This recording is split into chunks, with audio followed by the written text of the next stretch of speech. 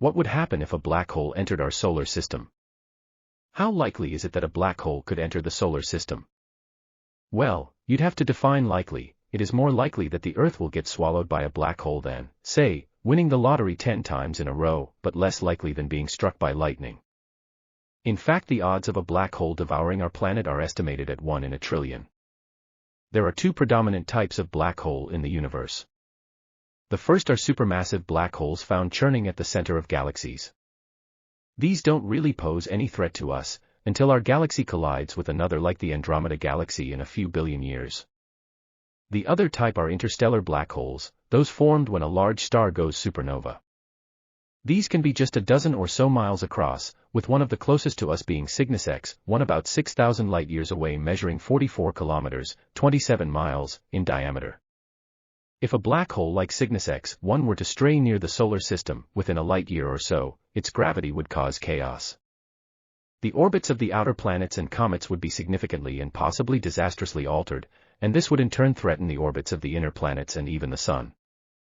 However, if the black hole passed directly through the solar system, then things get immeasurably worse.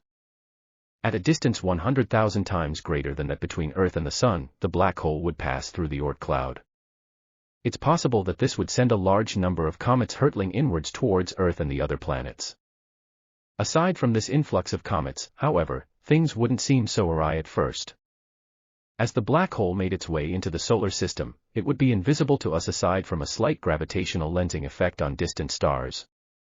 It's not until it started to tear gas from the outer gas giant planets that a noticeable accretion disk, a region of superheated dust and gas, would form around the black hole.